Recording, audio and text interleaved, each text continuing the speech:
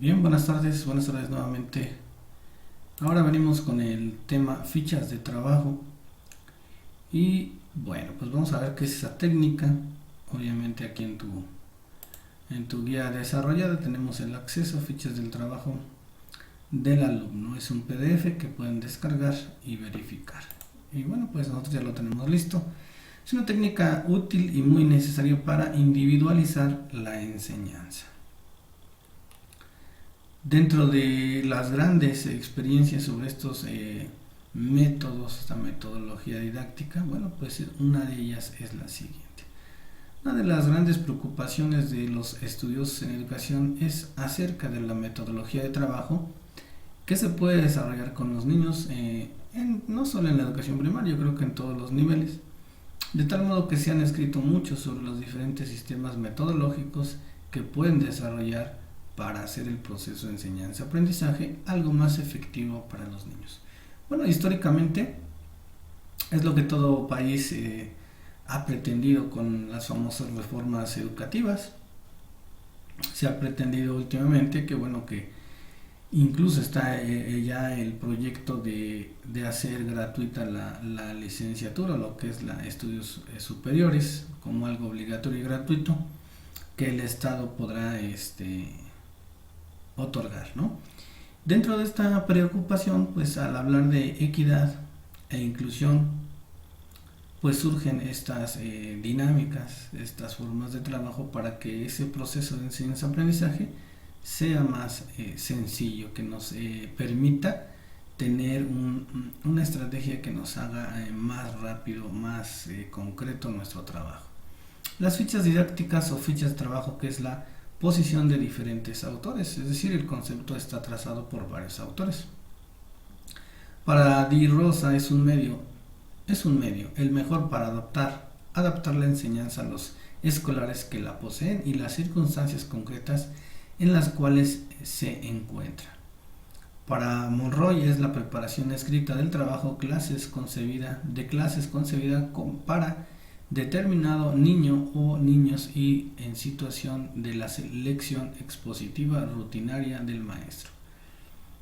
Para Robert Dontrenz, la ficha es un modo indirecto de mandar, es una técnica o táctica mediante la cual el propio alumno se ve responsabilizado para realizar un trabajo señalado o insinuado por la ficha, sin presionarlo. Ahora bien, pues me queda claro y comparto el concepto de ofrecer una definición válida y completa de estas fichas.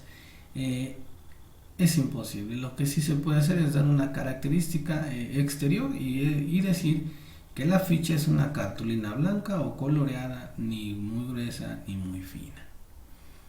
Otros aspectos de los que habla dicho autor es darle una definición restrictiva a lo que es una ficha que sea definida de manera absoluta. Las fichas pueden ser contempladas como un recurso didáctico e instrumento de trabajo que permitirán el desarrollo de una enseñanza individualizada, es decir, yo podré aplicar estas fichas de manera individual. Enfatiza de modo primordial la libertad con sus limitaciones propias que es necesaria para el desarrollo del individuo y para proporcionar un ambiente de trabajo indispensable, si verdaderamente se quiere practicar la enseñanza por la acción. Bueno, pues por otro lado dice Gómez, 1986, la ficha es una técnica de enseñanza muy útil, pues sirve de complemento a otras técnicas de enseñanza. Es una herramienta necesaria cuando se trabaja con alumnos que terminan más rápido que el resto de la clase y cuando existen estudiantes que requieren recuperación. En esos casos lo vamos a utilizar.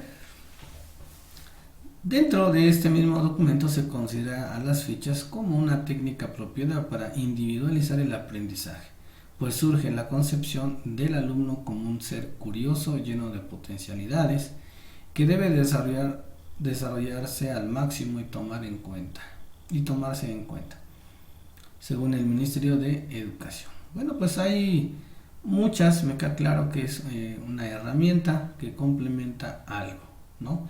La ficha es un excelente instrumento para el trabajo educativo, solo que necesita ser redactada correctamente para que la comunicación entre él o la docente, él o el estudiante se diafana, concreta, real y surta los efectos deseados. Bueno, pues eso es un poco de historia, un poco de los conceptos, cómo surgieron a través de la historia. Es este fragmento que está aquí. En el tiempo de 1887 de Crowley da inicio a lo que habíamos llamado la renovación educativa en Bruselas. Bueno, surge en Bruselas estas estrategias, estas experiencias que propone la individualización por medio de fichas al respecto. Dontens manifiesta: hemos mantenido pues la enseñanza colectiva única que permite a todo lo largo de la escolaridad el intercambio y la formulación de ideas y que desarrolla el lenguaje y las facultades de expresión simultáneamente. Hemos introducido una enseñanza individualizada en la medida de lo posible, según el autor Dotrens en esa época, ¿no? Un poco de historia, continúa aquí este compendio.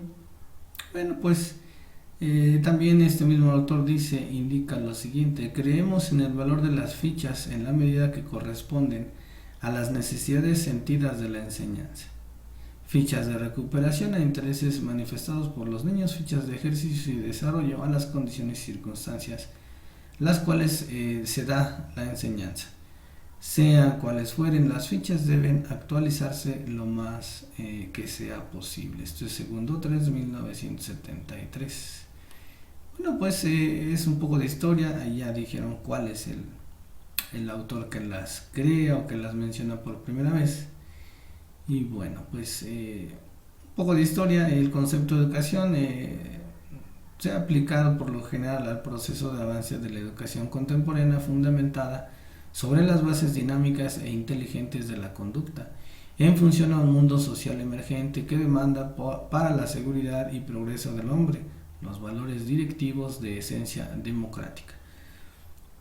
Bien, pues efectivamente, a razón de este concepto de educación, pues estos autores pretenden innovar ciertas características, ciertas maneras, ciertas herramientas que le dan ese respaldo a la educación, ¿no?, como tal. Y bueno, pues por mencionarlas, estamos situando a estos formatos de trabajo en el tiempo, ¿no? En esa etapa, la nueva escuela busca en su interior la armonía de la dignidad individual, siendo la libertad fundamental en la búsqueda de una educación democrática, donde exige un compromiso de respeto y colaboración para que sea garantizada en justo acuerdo mutuo. Bueno, pues pretendían entonces rescatar esa individualidad del aprendizaje de todos los alumnos, ¿no? El constructivismo como tendencia epistemológica, que actualmente pues esas corrientes todavía las estamos utilizando, todo es a razón de una construcción, ¿no?, una construcción de cosas bajo la estructura de competencias.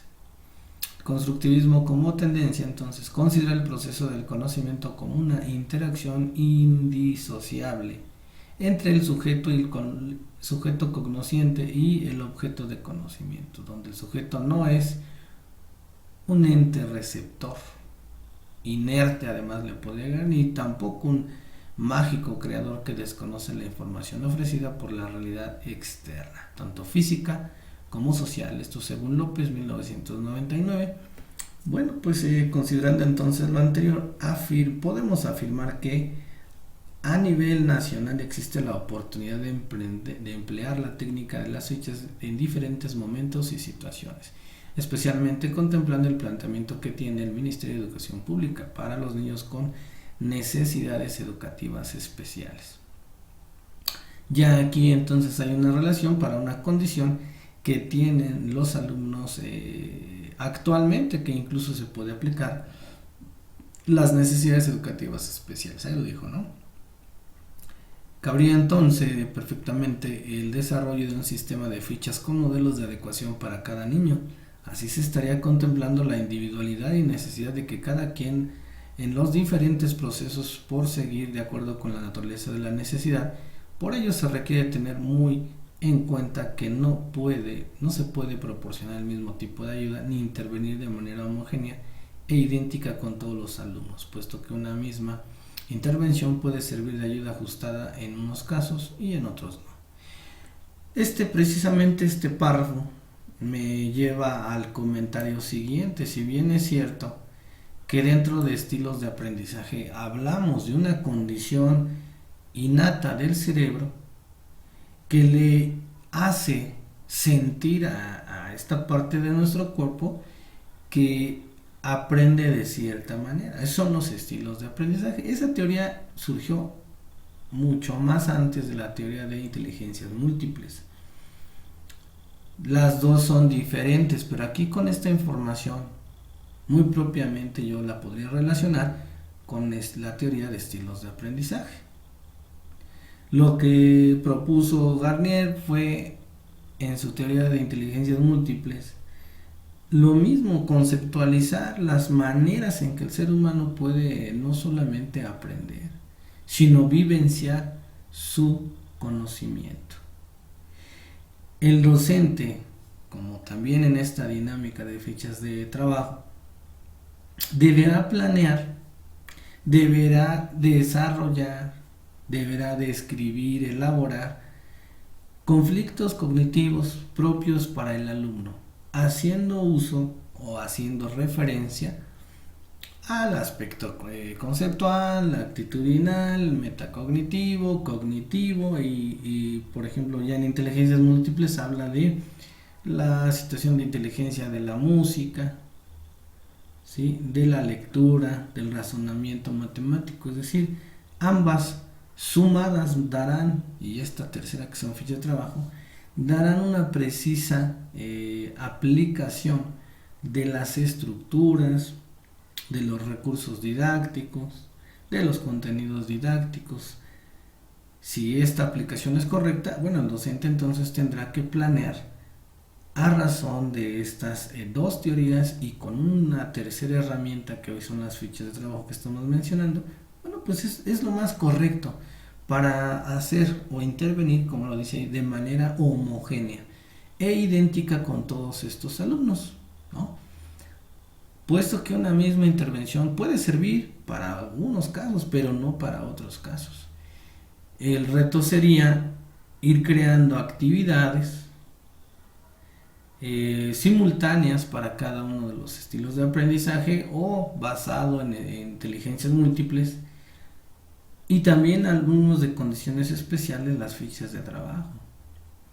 Yo tendría que dosificarlas, equilibrarlas para todo el grupo, es decir, tener la inclusión. Es muy complejo, la verdad es muy complejo porque un contexto interno de un grupo puede ser muy complejo de dirigir cuando tienes esa variedad de alumnos y bajo los esquemas que nosotros identificamos en su interior del alumno, y es la forma en que ellos aprenden y la forma en que se desarrollan en el caso de inteligencias múltiples.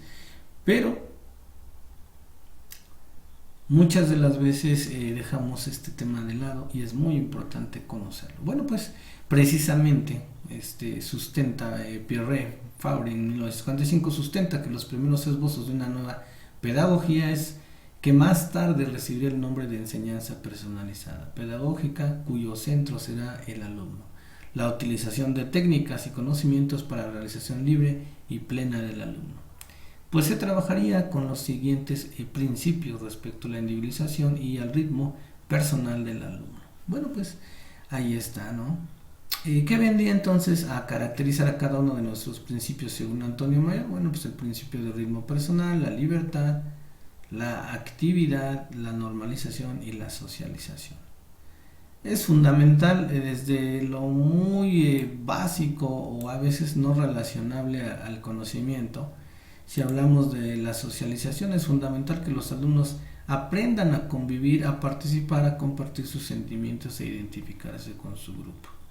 Esas son las características que posee este alumno. Por ejemplo, normalización, equilibrio entre las actividades mentales y las corporales.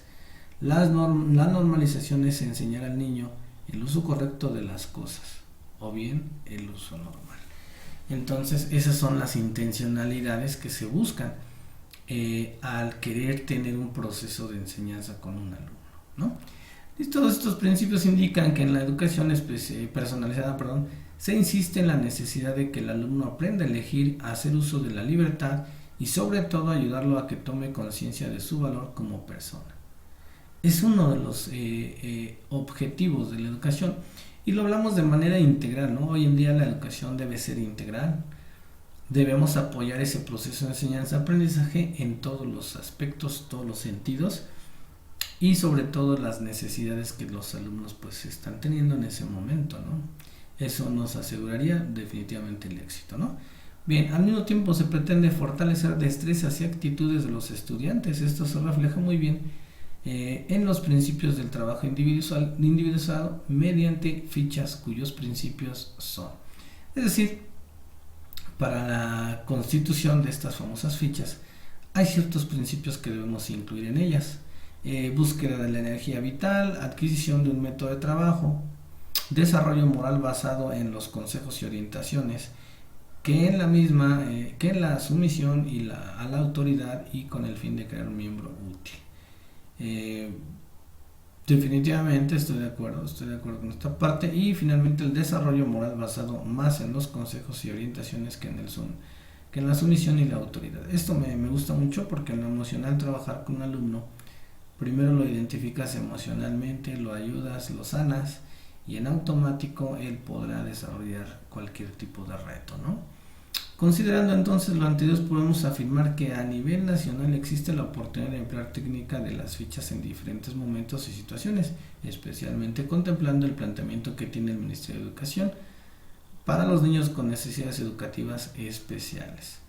Aquí cabría perfectamente el desarrollo de un sistema de fichas de modelos de adecuación para cada niño. Así se estaría contemplando la individualidad y la necesidad de que cada quien en los diferentes procesos pueda seguir de acuerdo con la naturaleza de la necesidad. Es decir, la naturaleza de la necesidad, ¿no? Cada uno de nuestros alumnos con situaciones especiales de educación se podría adaptar un trabajo pedagógico a través de estos materiales. Espero que más adelante contemplen esa creación y bueno, pues tendremos que verificar lo que ya comentamos para ver de qué manera se están relacionando estas fichas con este tipo de alumnos, ¿no? Se trata además entonces de llevar mediante estas fichas de autoinstrucción la observación a preguntarse el porqué de las cosas y a responder mediante la reflexión. El vínculo entre las fichas didácticas y los principios educativos es lo siguiente. Las fichas desde un inicio promueven al tener confianza en el trabajo que desarrolla el educando y darle a este los espacios necesarios para que se desenvuelva de acuerdo con sus posibilidades. Digo, esto es más que genial. Si me da la posibilidad de que yo me desenvuelva a mi ritmo, de acuerdo a mi necesidad, es correcta, ¿no?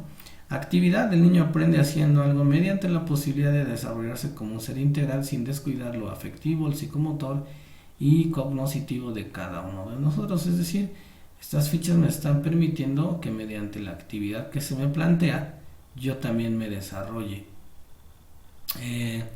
en todos los sentidos y más aún en el sentido afectivo, psicomotor y cognoscitivo de todos, ¿no?, los alumnos.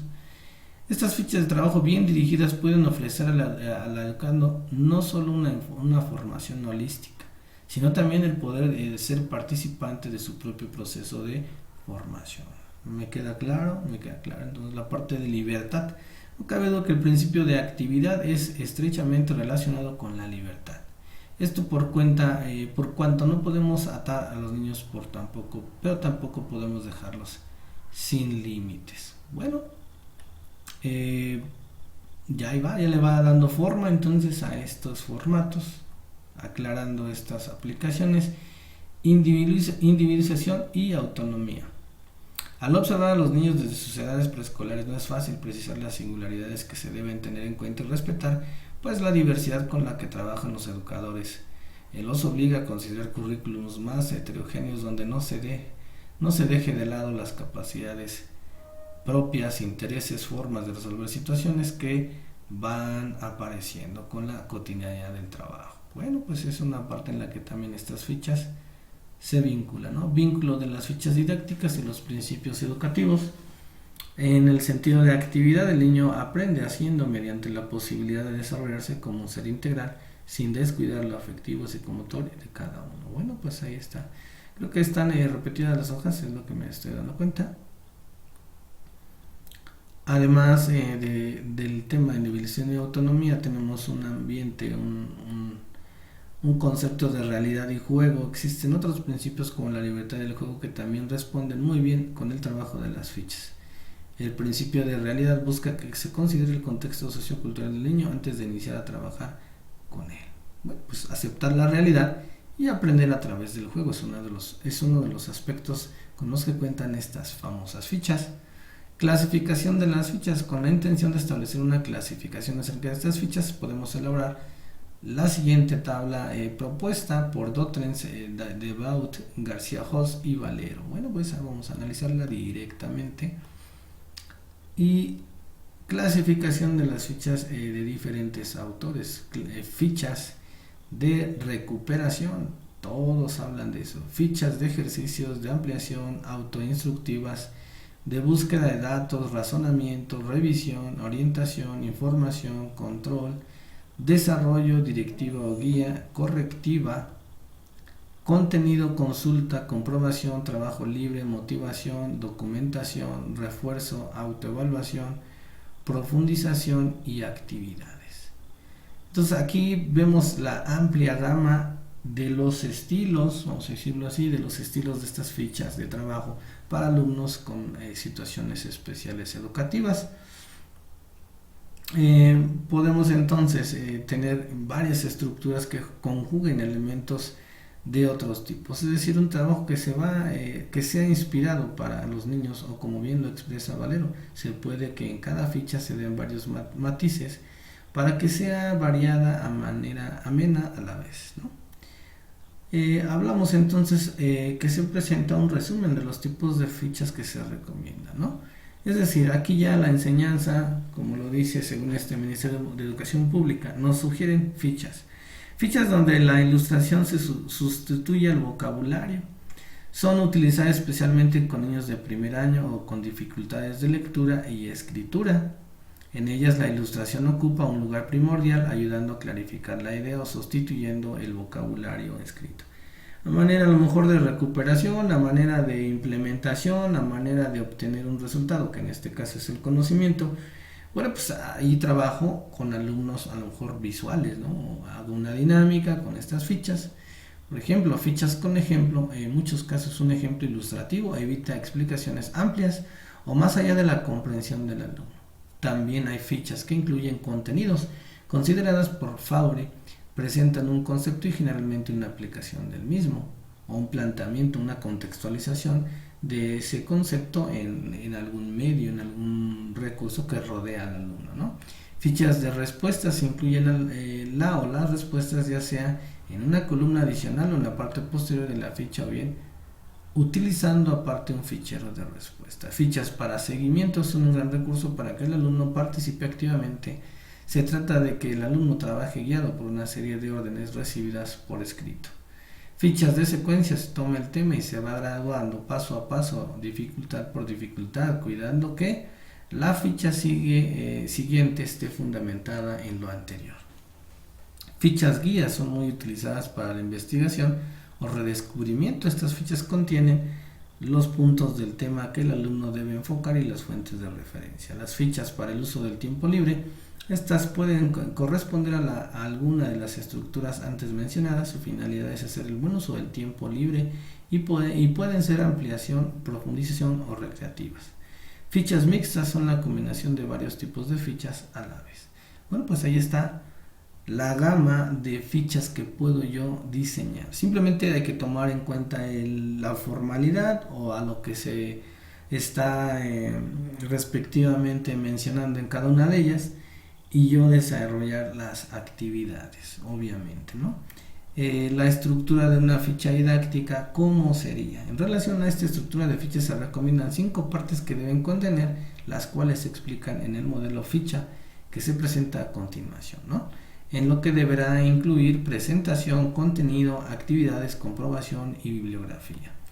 Estas es incluso las medidas, mira, 13.5, medida horizontal. La medida de largo no lo tiene, bueno, pues seremos considerados en ese sentido, ¿no? Presentación es un ejemplo de una ficha, ¿no? Presentación e incentivación que lleve al niño a investigar y que busque interesarlo debe variarse y no ser tan larga. Puede ser ilustraciones, fotografías, dibujos que estimulen la observación, lecturas pequeñas, citas, preguntas que permitan reflexionar. Deben tener un enlace con la materia de la ficha. Contenido puede ir en esquemas de materia, problemas o cuestionarios que guíen al al estudiante. Actividades deben ser variadas para provocar en el estudiante la actitud manual y mental. Deben ser de diferente índole. Pueden ser actividades de información, organización, demostración y creativas. La comprobación se lleva a cabo en el aula siempre que se estimen los resultados de la labor para valorar el cumplimiento de los objetivos. La comprobación debe hacer énfasis en los aspectos fundamentales que conllevan a un objetivo bien definido. Por lo tanto, conviene variarla, ejercicios, cuestionarios y una composición. Es lo que nos sugieren y, por supuesto, finalmente la bibliografía. Creo que en todos los productos, todas las dinámicas o estrategias debe de venir una bibliografía. Y bueno, pues esa es la estructura que persigue una ficha de trabajo. Está la clasificación, está el formato y creo que de mi parte pues sería todo, ¿no? Hacerte del conocimiento cómo puedo trabajar con fichas ampliamente recomendadas para un seguimiento, como ellos lo dicen, ampliamente para el trabajo individualizado, para un trabajo de recuperación, para un trabajo más personalizado, en el que entonces queremos verificar un avance en concreto. Es decir, yo hago la ficha, la entrego, recojo y marco el avance del alumno con esas evidencias, ¿no? Y ahí lo dice, ¿no? La aplicación de una ficha como un trabajo ocasional también lo podemos hacer. Las fichas didácticas han venido utilizándose como un complemento de otras técnicas de manera ocasional. Así, ha vinculado con la técnica expositiva cuando el educador explica algo y luego utilizan una ficha para reforzar, ampliar, para que el alumno resuelva ejercicios donde pueda demostrar que comprendió lo que previamente había escuchado. ¿Sí? Incluso lo podemos manejar en el cierre de la sesión. A lo mejor la sesión de lunes a jueves y para el viernes diseño mi ficha y la entrego. De tal suerte que tengo, pues al final tengo un folder, una carpeta de evidencias que me permitió evaluar en ese momento, porque la evaluación debe ser continua, y ya hacer pequeños registros, de tal suerte que cuando me digan, a ver, evaluación, si tú mencionas, bueno, es que maestro, yo evalúo con evaluación continua, estamos libres de hacerlo, pero deberá haber aquellos productos, aquellas evidencias ordenadas cronológicamente, en donde el docente pues demuestre esa aplicación de evaluación continua con los distintos productos que se estuvieron realizando, incluso a través de esta carpeta de evidencias. Y eso sería lo más acorde, lo más apegado, por ejemplo, en esta educación a distancia, ¿no? Tener una carpeta de evidencias. Y bueno, pues cuando trabajamos con fichas, ¿cuál es el papel del docente? Muy importante, muchas de las veces las dinámicas que nosotros organizamos simplemente las diseñamos para que el papel del alumno sea el principal, o lo que hace él pues sea lo principal, pero no consideramos cuál es el rol del docente durante la sesión, durante el desarrollo de los productos, durante el proceso de enseñanza-aprendizaje de manera general. No nada más es llegar, ya les dejé la actividad en el pizarrón, les dije cómo iba a estar, entregué el material, los organicé en equipos y Dios los guarde. No, tengo que ir asistiendo, tengo que resolver dudas, acercarme a ellos, dirigir los equipos de trabajo, dirigir una exposición. Es decir, el educador en ese sentido debe ser ya un guía, ¿no? Hablamos de facilitador como penúltimo término. Me quedo con el concepto de guía. Actualmente en Colombia, un pueblo, un país que nos lleva 35 años en educación, ya son los guías. Yo te entrego, yo te indico, tú vas a hacer esto, me vas a entregar esto, si tienes duda te la resuelvo, pero netamente el alumno es el que construye su trabajo. Entonces el educador deberá organizar el proceso, orientar este proceso, aclarando dudas, asignar el trabajo dando estas instrucciones y que motiven al niño para que guste hacer eso que le está pidiendo, el que revisa junto con los alumnos los trabajos de manera oral y escrita. Asimismo, lleva el control del avance de los niños para valorar lo real del desenvolvimiento. Quien conoce directamente a los alumnos mediante la aplicación de diagnósticos y por la convivencia diaria. Ese es el juego o el rol que desempeña el docente. Y yo creo que sería muy válido este planteamiento en cualquier asignatura y nivel educativo, ¿no? Observando muchos trabajos desde primaria, desde secundaria, bachillerato, que he tenido la oportunidad. No todo el docente tiene esa, vamos a decir, esa entrega, esas ganas de estar activo durante la clase. Simplemente el de matemáticas secundaria se sienta, está sus ejercicios jóvenes y está mientras con su lab, con su teléfono. La verdad es que esas son actitudes antipedagógicas. Yo lo puedo decir con cierto egocentrismo por el exceso de conocimiento del docente. Y que el conocimiento pues es parte de nosotros, pero no depende al 100% de nosotros. Deberemos interpretar en el alumno, deberemos encauzarlo, motivarlo, a que él también genere su propio conocimiento y en un momento dado que me demuestre lo que ya se aprendió, ¿no? Ese es nuestro rol y hasta aquí con este tema. Muchísimas gracias.